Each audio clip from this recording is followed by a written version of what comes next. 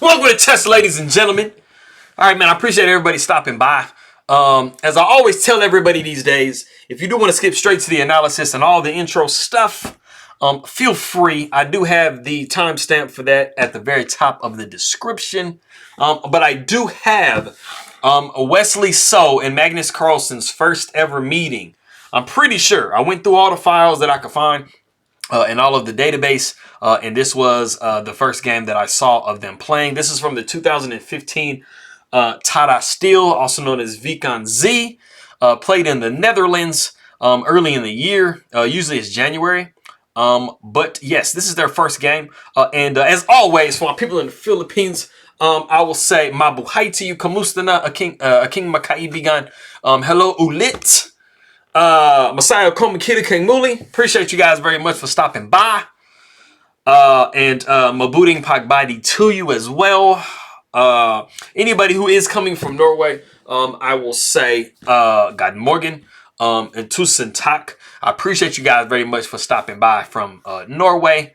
Or who, the people who do speak Norwegian. Appreciate you guys very much. Tusen Tak for taking a look at my stuff. But if you guys are ready to go, let's take a look and see what we have for this game. So we have C4. And what we're actually going to get into is an opening that you get from a different move order. So it's something that we call a transposition. So I'll kind of show you the normal way to get to it. But we do have C4, knight to F6. We got knight to C3. We see E6, D4. And then we do have bishop to B4. And then we do have E3. And for those of you that are D4 players, this is the Nimzo Indian. Just showing you how we would get there from the more normal move order.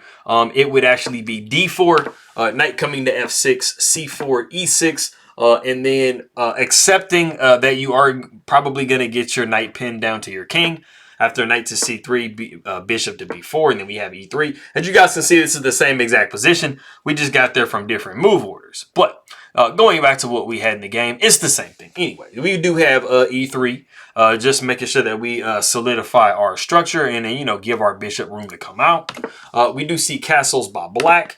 We got knight over to E2. So, we're in a position now that if the bishop does take, it'll be a little bit less desirable because the knight will just take back. And then the knight sits on its ideal square, and you just gave up your bishop really kind of for no reason. So we do have D5 attacking in the center. We got A3, and because of what I just said a second ago, we did see a retreat back to E7 with the bishop.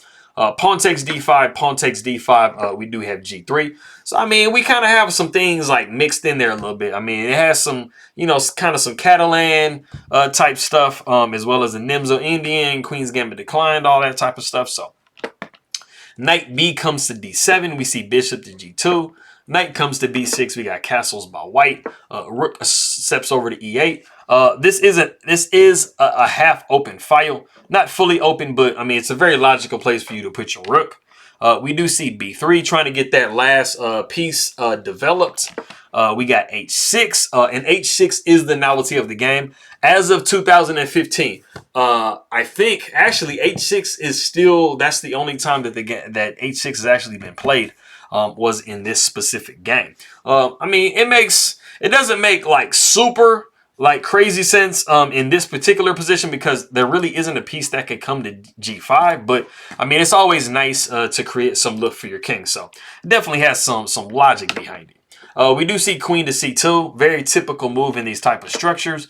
Bishop comes to D7, we got A4, we got A5, just stopping any further progression for white because, you would like to get that A5 in, knock that knight back to C8 and kind of jam black up just a little bit.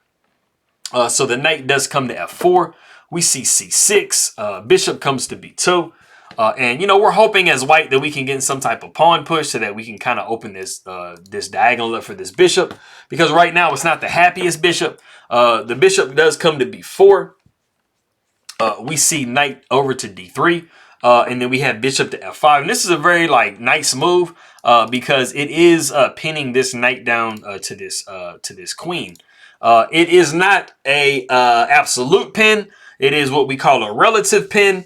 To just tell you guys the difference, an absolute pin is when you have a piece that is pinned to the king and it is illegal to move it. A relative pin is any piece that's pinned to a higher to a more higher valuable piece. and it would kind of be undesirable to move it, but you do have the legal right to move it. So if you wanted to, you can just say, forget my queen, and you can go into something like this. But I mean, this is actually pretty nasty for white. So, I mean, don't do that. But like I said, there are differences between different pins. And I believe there's actually more than two pins, but I forgot what the other ones were. But anyway, we do see the bishop retreating back to d6. Actually, no, I think I went too far. Okay, bishop came to f5, and then we saw queen down to d1. We are unpinning ourselves, and then that's when the bishop dropped back to d6. We see rook over to e1. Like I said, we're trying to prepare this pawn push. Usually when you have your pawns set up in these types of ways, you are looking at trying to push the pawn and kind of open the position up a little bit. You definitely, with these two bishops, want to try to open the position as much as possible to just maximize their efficiency or maximize their power. Knight B comes back to d7. We see bishop to a3. Bishop takes a3. Rook takes a3. We see knight back to b8. So we're doing a lot of like maneuvering with our knight over on the queen side for black. The rook comes back down to a2. We're preparing to double on the on some type of file. Swing this rook over here laterally some type of way. The knight comes down to a6. Rook A comes to e2. And before I get into the move that was actually played in the game, there are a couple of moves that you can actually play in this position, and they have some very legitimate logic behind it. There is one main move that I'm kind of looking for, but if you guys want to pause the video and see if you can guess really any of these few moves, it's about 3 moves that make super logical sense. Go ahead and do so.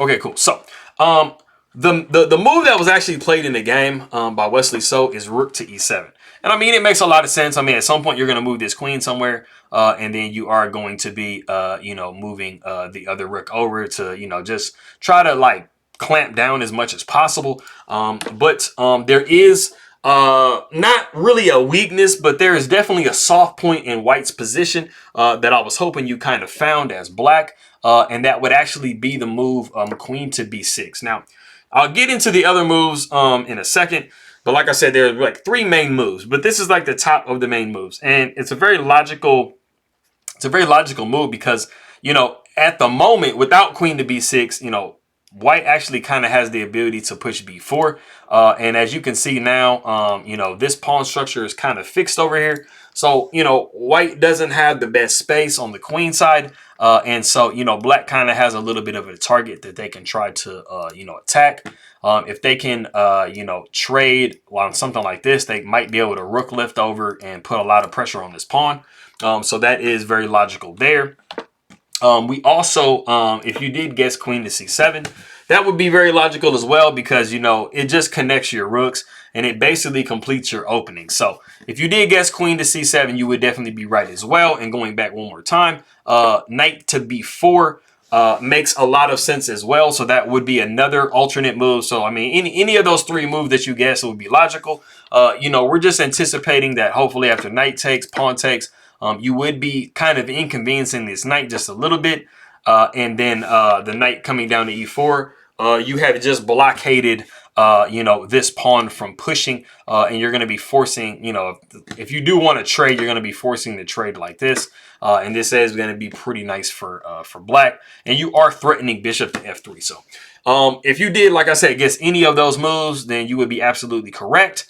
You spotted a lot of the positional, nuances of the position, and you're pretty gangster. Okay, so rook, like I said, did come to e7. We see knight up to e5. Knight comes down to b4. We see e4, so our central pawn push that we were looking for as white. Pawn takes e4, knight takes e4, bishop takes e4, bishop takes e4, knight takes e4, rook takes e4. And then we do have queen down to d5, preparing to possibly, swing the rook over either here or here, and maybe put some pressure on this pawn or something like that. So the rook does come down to e3, rook 4 to e3, just preparing to try to defend against that. We do see b5. We got knight down to g4. And we do see rook taking e3, knight taking e3, attacking the queen. The queen comes down to e4. We do see knight down to g4. Queen goes to c2. We see knight down to e3. We see queen back to e4. We see knight to g4 again. Queen comes back to c2. We see knight to e3, and then queen goes back to e4. And we have seen a threefold repetition. So Magnus Carlsen and Wesley So's first ever meeting ends in a draw. And just to probably answer you guys' question as why did they repeat? You know, why didn't anybody trade, or, you know, what were any differences? You know, basically, if we go back to the very beginning position, after, you know, let me see. After we repeat one time, go back to this position. After the knight comes back to g4, I mean, if you went to queen to f5 or something, the knight would just come back to e3, and you pretty much have like just a repeat of position. So for those of you wondering why the queen didn't take on c2, in this particular situation, if you did take on c2 with the queen as white, you would actually be giving black a really nice position. But if you were to capture the queen on d1 for black, it wouldn't matter. But you have to calculate, you have to look and see what you're giving your opponent, like I said, when you're trading.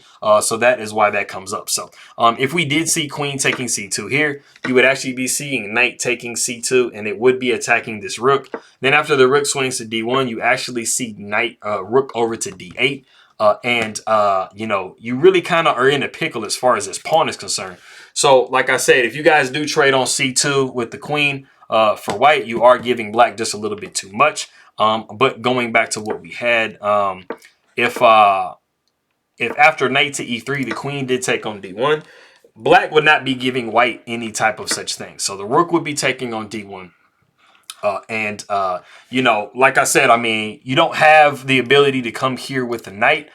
So, I mean, even if you came over here to d8 with the rook, you're not adding so much pressure onto this pawn. And plus, the knight is controlling the square right in front of it. So, I mean, you do have the possibilities after the pawn takes and pawn takes to just push the pawn. And now you have a completely passed pawn. So, you know, that's why things are a little bit different in this particular case. But like I said, you always have to be careful. You know, when you do trade pieces, you definitely don't want to be giving your opponent way too much stuff.